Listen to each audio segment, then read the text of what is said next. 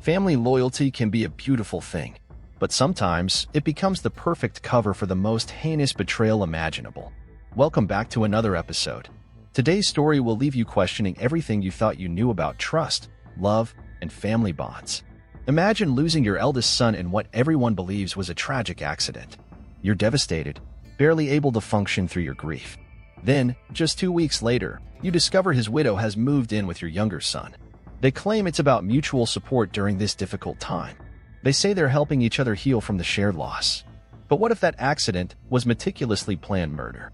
What if the two people closest to your deceased son, his own brother and his wife, had conspired together to end his life? And what if their motive would leave you speechless with rage and heartbreak? This is the story of Marcus Thompson, a 49-year-old postal worker who believed his foster brother and new bride truly cared for him. Instead, they orchestrated his death with chilling precision. When the weight of their secret became unbearable, the truth emerged in the most devastating confession imaginable. If stories like this fascinate you, make sure to subscribe and hit that notification bell. You won't want to miss the shocking cases we investigate on this channel. Let me take you back to where this nightmare began, with two brothers who shared everything, including a woman who would ultimately destroy them both. Marcus Thompson had reached 49 without ever walking down the aisle. It wasn't due to any character flaws or unattractiveness. Marcus was simply cautious by nature, perhaps too cautious. His entire adult life had been dedicated to caring for others. First, his foster brother Jerome, who joined the Thompson household when both boys were 12 years old. Then their adoptive mother, Dorothy, who'd raised them with firm discipline and unconditional love. Marcus embodied responsibility. 27 years of faithful service at the Postal Service. A homeowner with a solid financial foundation. Money and savings. Never caused problems for anyone. Never demanded much from life. Jerome was his complete opposite. 3 years Marcus's junior, Jerome was unpredictable and constantly in trouble. Theft charges during his teenage years. Drug possession throughout his 20s. A pattern of failed relationships and broken commitments. Yet Marcus never abandoned him. Whenever Jerome faced arrest, Marcus posted bail. When Jerome needed money, Marcus provided it. When Jerome had nowhere else to turn, Marcus's door remained open. He's family, Marcus would explain to his mother whenever she complained about Jerome's latest mishap. Family doesn't give up on family. Dorothy Thompson loved both her sons deeply, but she worried constantly about Marcus. His generosity knew no bounds, and his trust came too easily. She could see how Jerome exploited his brother's kindness. "That boy's going to be your downfall," she warned Marcus repeatedly. She couldn't have known how prophetic those words would prove to be. By 2024, Jerome was 46 and still drifting through life without direction. 3 brief prison sentences, dozens of different jobs, and a trail of angry former girlfriends and unpaid debts defined his history. But Jerome possessed an undeniable charm. He was smooth-talking, quick to smile, the type of man who could persuade you to hand over your last dollar while making you feel good about the decision. That's exactly how he encountered Tasha Williams. Tasha Williams was 41, recently divorced, and working as a medical assistant in downtown Memphis. She was attractive, intelligent, and fiercely independent. She maintained her own apartment, drove her own car, and lived life on her own terms. She first met Jerome at a gas station on a Tuesday morning in March.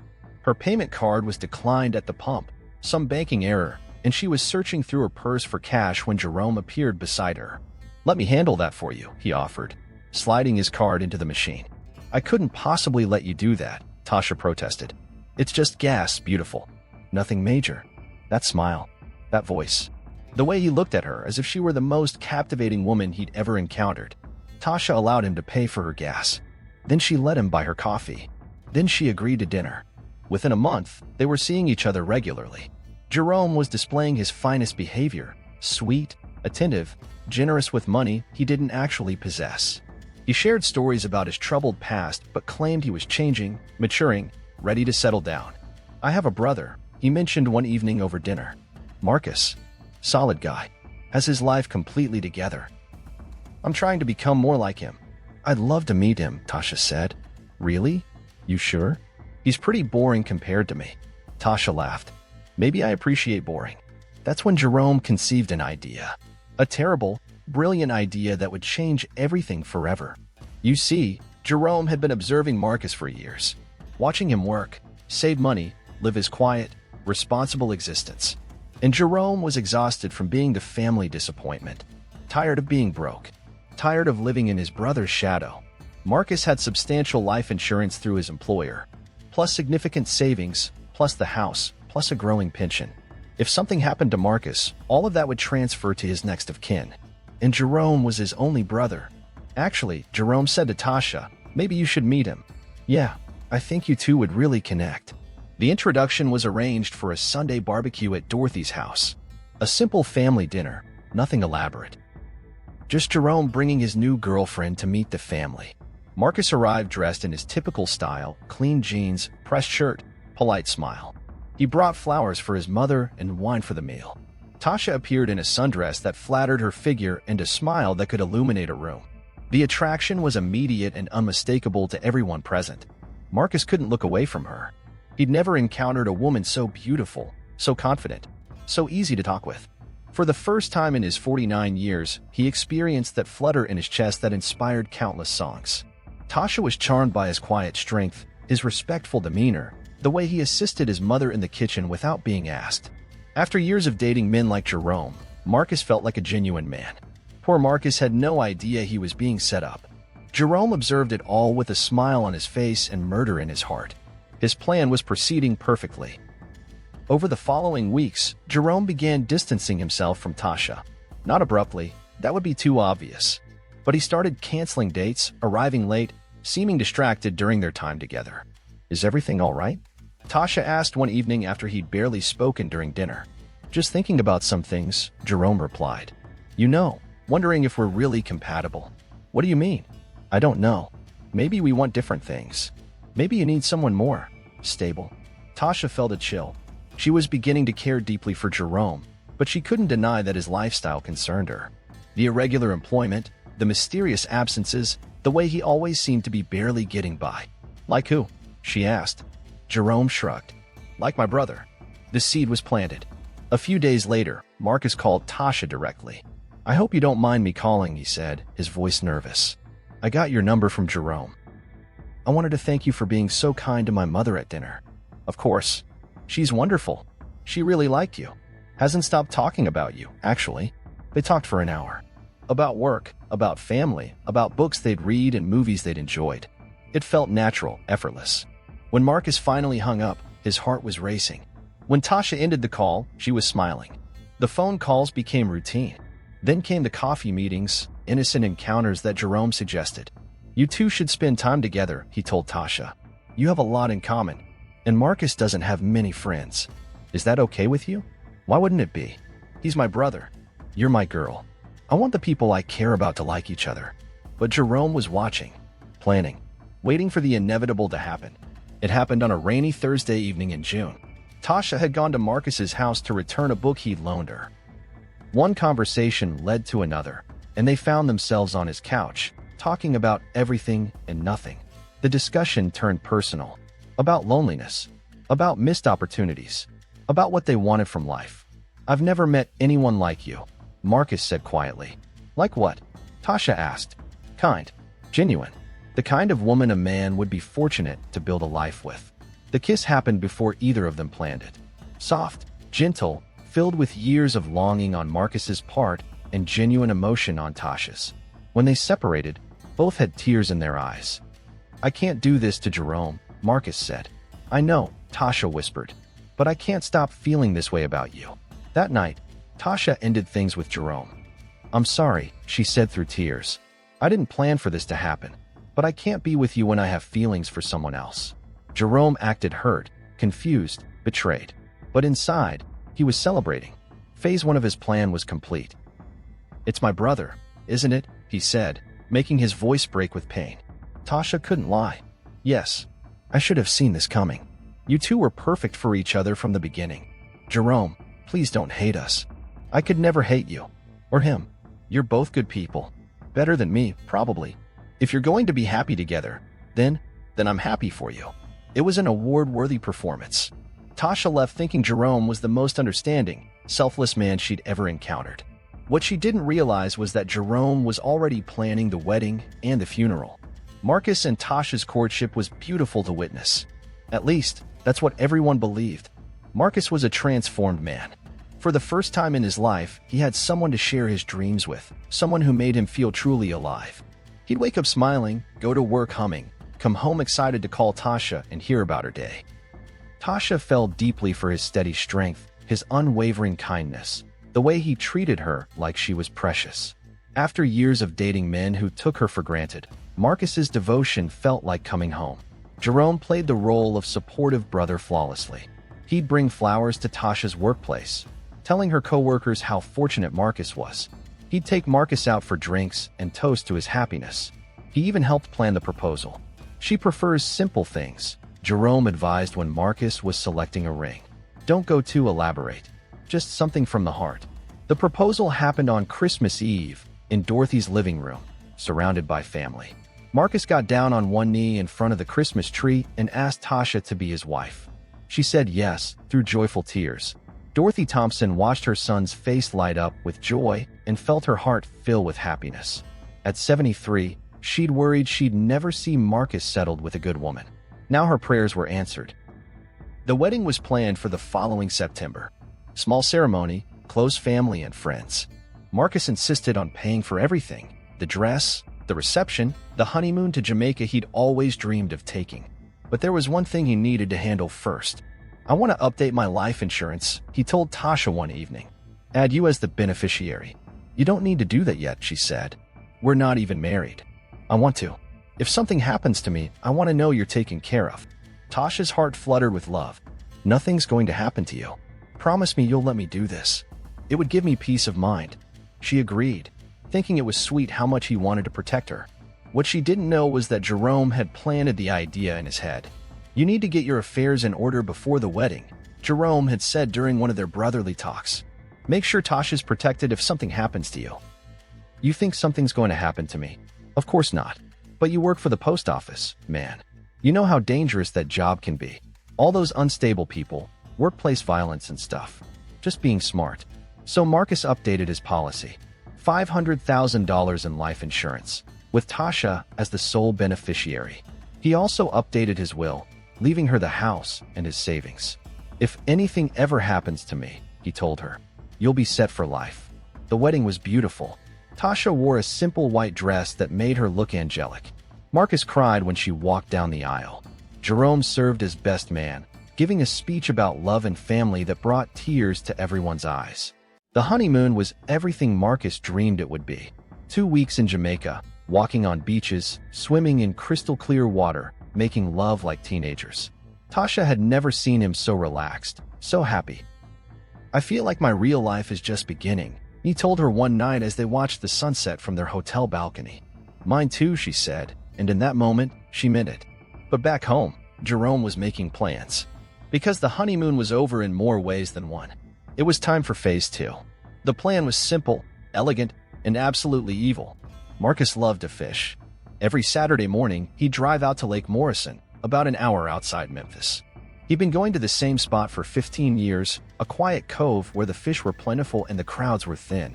Now that he was married, Tasha sometimes went with him. But more often than not, she'd sleep in on Saturdays while he pursued his favorite hobby alone. I don't mind, she'd tell friends. Everyone needs their space. And I'm not much of a fisherman anyway. That routine would be Marcus's downfall. Jerome knew his brother's habits better than anyone. He knew Marcus always went to the same spot. Always parked in the same place. Always stayed until mid-afternoon. He also knew Marcus was a poor swimmer. The plan came together over several weeks of careful observation. Jerome would follow Marcus to the lake, staying far enough back to avoid detection.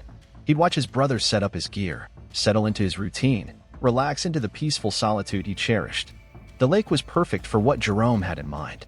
Deep water, steep banks, no witnesses for miles.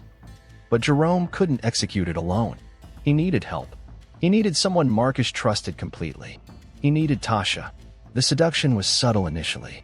Jerome started spending more time around the newlyweds, ostensibly to provide family support and brotherly love. He'd bring dinner to their house, help with yard work, be the perfect brother-in-law. But slowly, carefully, he began planting seeds of doubt. You know, Marcus is getting older, he mentioned casually to Tasha one evening while Marcus was in the shower. 49 isn't exactly young. He's in excellent shape, Tasha defended. Yeah, but for how long? You ever think about what happens when he retires? Will you two be okay financially? Jerome also began spending more one-on-one time with Tasha. Nothing inappropriate, just friendly conversations, helpful gestures, the kind of attention that made her feel valued. You're so much more intelligent than Marcus gives you credit for, he'd say. You could do anything, be anything.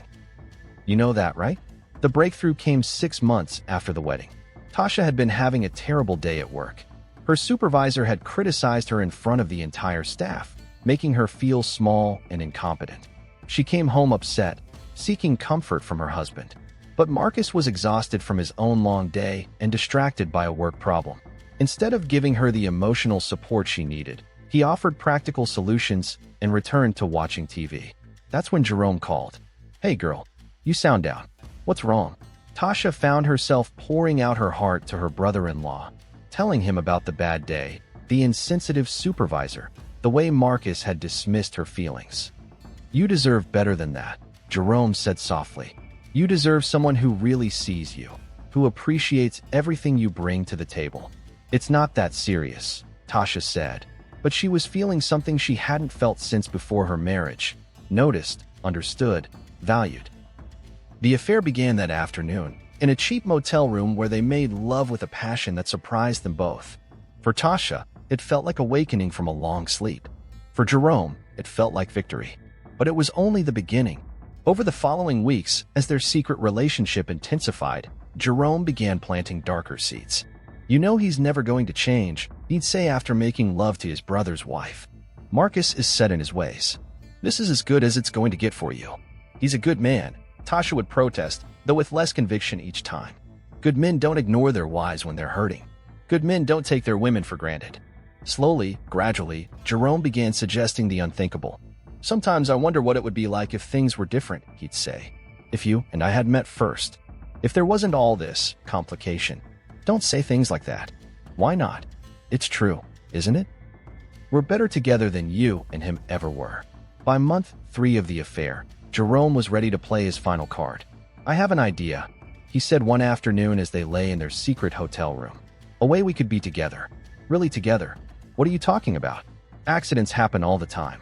Especially to guys who fish alone in dangerous spots. Tasha's blood went cold. Jerome, no. Just think about it. One accident, and you'd be free. Rich and free. I'm not a killer. You wouldn't be killing anyone. You'd just be letting nature take its course. He laid out the plan in detail. How they could follow Marcus to the lake. How they could stage an accident. How they could make it look like he'd slipped and fallen into the deep water. He can't swim well, Jerome reminded her. Everyone knows that. Nobody would question it. This is insane. This is freedom. Think about it. $500,000 in life insurance, plus the house, plus his savings. We could start over anywhere, be anything we want. Tasha left that day swearing she'd never see Jerome again. But the seed was planted. And slowly, horribly, it began to grow. It took 2 months for Tasha to agree to the plan. 2 months of Jerome slowly wearing down her resistance, making her believe that Marcus was holding her back, that they deserved to be happy together. He's going to die someday anyway, Jerome said during one of their secret meetings. By November, Tasha was fully under Jerome's spell. The sweet, moral woman who'd married Marcus had been replaced by someone harder, colder, more calculating. The plan was set for the Saturday after Thanksgiving. Marcus woke up that morning excited about his fishing trip. He'd been working overtime for weeks and was looking forward to a peaceful day by the water. You sure you don't want to come? He asked Tasha as he loaded his gear into the truck. I'm good, baby. You enjoy your alone time. He kissed her goodbye, told her he loved her, and drove off to his death. Tasha waited 30 minutes, then met Jerome at a gas station halfway to the lake. They drove separately to avoid being seen together, but the plan was to meet up once Marcus was settled in his usual spot. When they arrived, Marcus was exactly where they expected him to be, sitting on a folding chair at the edge of the water, his fishing line cast out into the deep part of the lake. The spot was perfect for their purposes. Steep banks, deep water, no other fishermen in sight. If someone fell in here, especially someone who couldn't swim well, they wouldn't be coming back out. Jerome and Tasha approached from behind, moving quietly through the trees. Marcus, Tasha called out when they were close enough. Surprise. Marcus turned, his face lighting up with joy. Baby. What are you doing here? We thought we'd join you, Jerome said, his voice cheerful and brotherly. Brought some beer. Thought we could make it a family thing. That's amazing. I'm so glad you both came. For a moment, looking at her husband's happy face, Tasha almost backed out. This was Marcus, the man who'd loved her unconditionally, who'd given her everything he had. But then Jerome squeezed her hand, reminding her of the plan, the money, the new life they could have together. They spent an hour fishing together, drinking beer, laughing at Jerome's jokes. Marcus was in his element, surrounded by the two people he loved most in the world. He had no idea they were there to kill him. The moment came when Marcus stood up to cast his line to a different spot. He moved closer to the edge of the bank, his back to his wife and brother. Jerome caught Tasha's eye and nodded. Together, they rushed forward and pushed. Marcus went into the water with a splash, his fishing gear flying everywhere. He came up sputtering, confused, trying to grab onto the steep bank. "Help me," he called out, panic in his voice. "I can't swim." For a split second, Tasha almost jumped in after him, but Jerome grabbed her arm. "Let it happen," he whispered. "It's almost over." They watched as Marcus struggled in the water, his head going under and coming back up, his arms flailing desperately. He looked at them with confusion and terror. "Please," he gasped. "Help me." But instead of helping, they watched him drown. It took 4 minutes. 4 minutes of watching a good man die, while the two people he trusted most in the world stood by and did nothing. When it was over, when Marcus's body had disappeared beneath the dark water, Jerome and Tasha stood on the bank in shocked silence. "What do we do now?" Tasha whispered. "Now we call 911 and report an accident." The 911 call was made from Marcus's phone, which they'd thrown into the water and then retrieved to make it look like it had fallen in during the struggle. "My husband fell in the lake." Tasha sobbed into the phone. "He can't swim. Please send help." When the rescue teams arrived, they found a distraught widow and a grief-stricken brother-in-law. Tasha's tears were real. She was genuinely traumatized by what she'd done. Jerome's grief seemed authentic too. The death was ruled an accidental drowning. Everyone knew Marcus couldn't swim, and the steep banks of Lake Morrison had claimed other victims over the years. Nobody suspected murder. The funeral was held 3 days later. Tasha played the grieving widow perfectly, supported by her devoted brother-in-law who helped her through the darkest time of her life. Dorothy Thompson buried her firstborn son with a broken heart, never knowing that her surviving son had put him in the ground. 2 weeks later, Tasha moved in with Jerome. They told everyone it was temporary, that they were helping each other through their grief. But Dorothy Thompson wasn't fooled. Something about the whole situation smelled wrong to her, and she was determined to figure out what it was. The first few months after Marcus's death were exactly what Jerome had imagined. The life insurance money came through without a hitch, $500,000 paid out to his grieving widow. Combined with Marcus's savings and the house, Tasha was suddenly wealthy. She and Jerome didn't rush into anything obvious. They kept separate bedrooms when she moved in, maintaining the fiction that they were just supporting each other through grief. But behind closed doors, they were planning their future. New identities in a different state. A fresh start where nobody knew their history. Maybe California, maybe Florida. Somewhere warm where they could disappear into the crowd. "We did it," Jerome would whisper to Tasha late at night. "We're free." But freedom came with a price neither of them had anticipated: guilt. Tasha was the first to crack. The woman who'd helped murder her husband started having nightmares almost immediately. She'd wake up screaming, seeing Marcus's face as he went under the water, hearing his voice calling for help. "I can't get his voice out of my head," she confessed to Jerome one night. "The way he said, 'please.' He was begging us to save him." "You have to let that go," Jerome said, but his voice lacked conviction. He was having his own problems sleeping. Jerome had expected to feel triumphant after Marcus's death. Instead, he felt hollow. He'd spent so many years being jealous of his brother, resentful of his success, bitter about his own failures.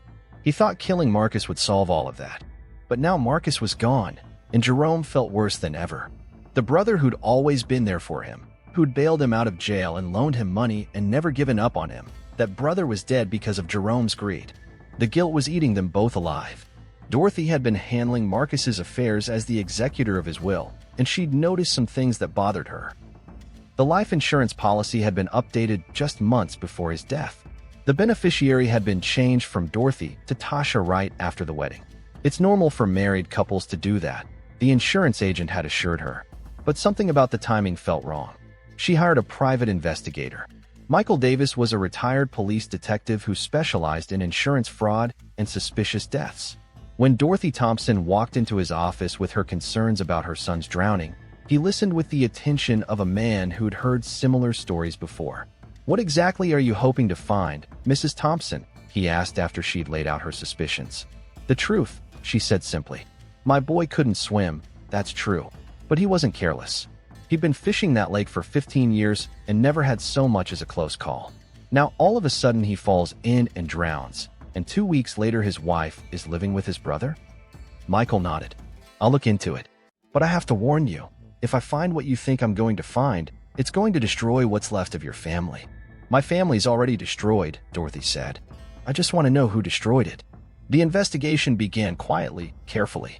Michael pulled phone records, bank statements, insurance documents. He interviewed neighbors, coworkers, anyone who might have seen something unusual. What he found would have been enough to break any mother's heart. Michael Davis found the evidence quickly. The phone records showed hundreds of calls between Jerome and Tasha, way too many for in-laws who were just friendly. The calls started 2 months after the wedding and got more frequent before Marcus died. The bank records were worse. 3 days before Marcus died, Tasha withdrew $5,000 cash and rented a car. Security footage showed her at a gas station near Lake Morrison the morning he drowned, 2 hours before she called 911. The final piece came from Marcus's coworker. He was worried about his wife acting strange, the man told Michael. "Asked if I thought she was having an affair. I told him he was imagining things." His voice cracked. "I should have told him to trust his gut." When Michael showed Dorothy the evidence, she cried for 20 minutes. "I knew it," she whispered. "In my heart, I knew it. What do you want to do with this?" "I want justice for my son." Dorothy decided to confront Jerome face to face.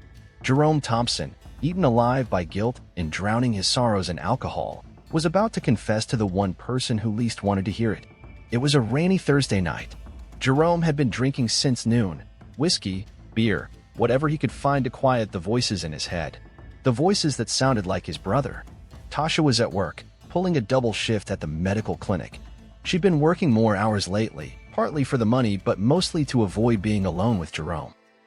The guilt was destroying their relationship as surely as it was destroying their peace of mind. They barely talked anymore. When they did, it was about practical things, bills, groceries, when they might move away and start over. They never talked about what they'd done, but it hung between them like a poisonous cloud. The intimacy had stopped completely. Neither of them could stand to be touched, to feel pleasure, when Marcus was dead because of what they'd done. By 9 p.m., Jerome was completely drunk. So drunk that when he heard a car pull into the driveway, he stumbled to the window expecting to see Tasha's Honda. Instead, he saw his mother's old Buick. She knocked on the door, and when Jerome opened it, she could smell the alcohol on him from 3 feet away. "Jerome, baby, what's wrong?" "Mama," he slurred, swaying on his feet. "What are you doing here?" "I was worried about you. Can I come in?" Against his better judgment, Jerome stepped aside and led his mother into the house where he'd been planning his new life with his brother's widow. Dorothy looked around the living room and noticed things that confirmed her worst suspicions.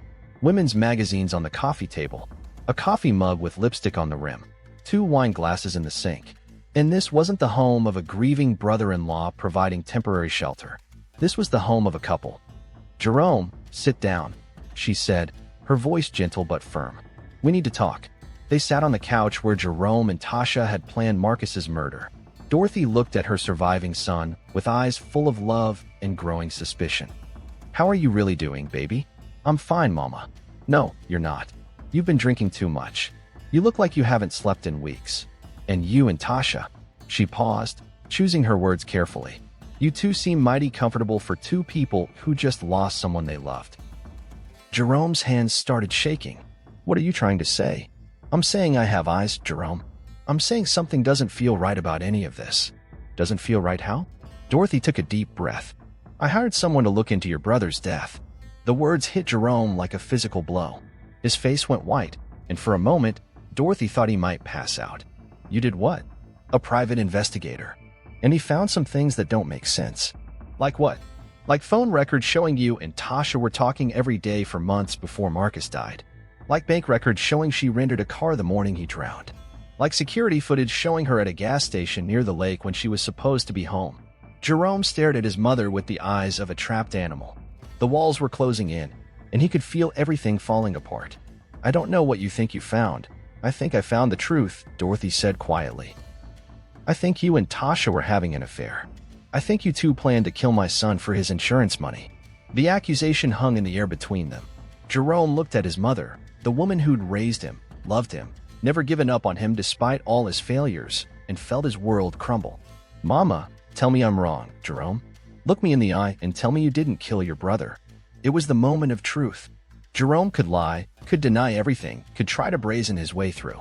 But he was drunk, exhausted, eaten alive by guilt, and staring into the eyes of the woman who knew him better than anyone else in the world. The truth came pouring out like blood from a wound. "I didn't mean for it to happen like that," he sobbed, the words tumbling over each other. "It was supposed to be quick, painless. He wasn't supposed to suffer." Dorothy Thompson felt her heart stop. Even though she'd suspected, even though the evidence had pointed to this conclusion, hearing her son confess to murdering his brother was like being struck by lightning. "I was jealous, Mama. I was tired of being the failure, the screw-up.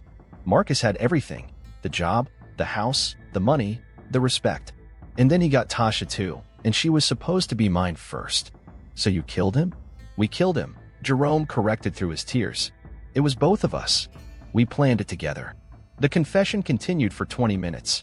Jerome told his mother everything: the affair, the planning, the murder itself, the months of living with the guilt. Dorothy sat in stunned silence, watching her youngest son destroy himself with the truth she'd been seeking. When he finished, they sat in silence for a long time. The rain pattered against the windows. The clock on the mantel ticked loudly in the quiet room. Finally, Dorothy spoke. "You killed my son," she said, her voice barely above a whisper. "Mama, I'm sorry. Sorry doesn't bring him back. It wasn't just about money. What else could it be?" Dorothy exploded, her grief and rage finally breaking through. "You murdered your brother. The brother who loved you, who took care of you, who never gave up on you no matter how many times you disappointed him." Jerome flinched as if she'd slapped him. "I know, Mama. I know what I did." "Do you? Do you really know what you did? You didn't just kill Marcus, Jerome. You killed me too. You killed this family. You killed everything good and decent about the Thompson name." She stood up, her 73-year-old body shaking with fury and heartbreak. "Where are you going?" Jerome asked. "To call the police." "Mama, wait. Wait for what? For you to kill someone else? For you to destroy what's left of this family? Please, Mama. I'm your son." Dorothy turned to look at him one last time. "No," she said quietly. "My son is dead. You killed him." She walked out of the house and called 911 from her car. "I need to report a murder," she told the dispatcher, her voice steady despite her tears. "My son killed my other son, and I have his confession. The arrest happened at 3 a.m., just as Tasha was coming home from her double shift." She pulled into the driveway to find police cars everywhere, their red and blue lights painting the neighborhood in an eerie glow.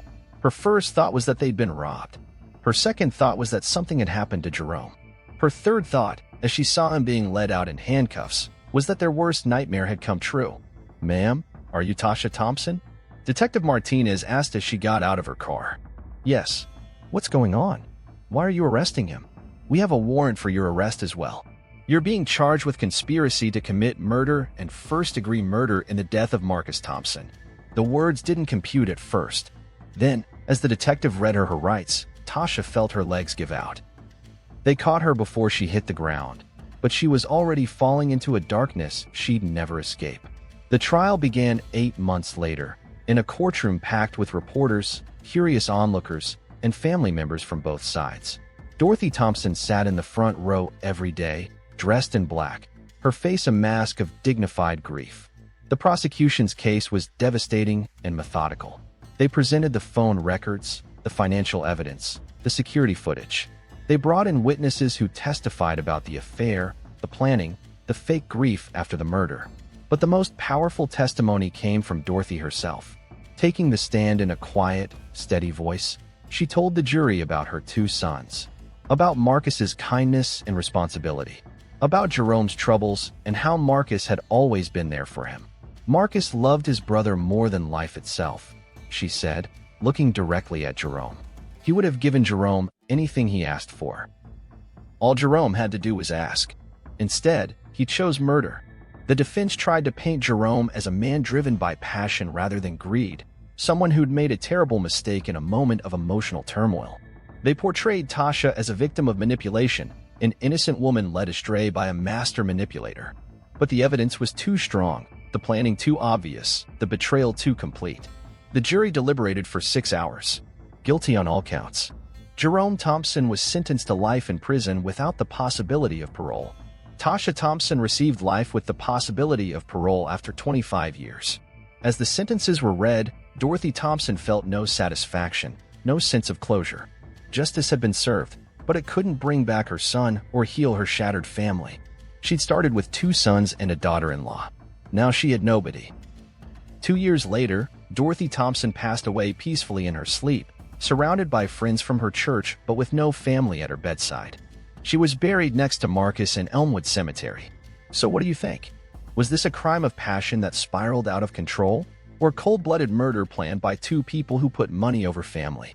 Could you ever imagine betraying someone who loved you the way Marcus loved Jerome? Could you ever forgive a family member who did something this unforgivable? Drop your thoughts in the comments below.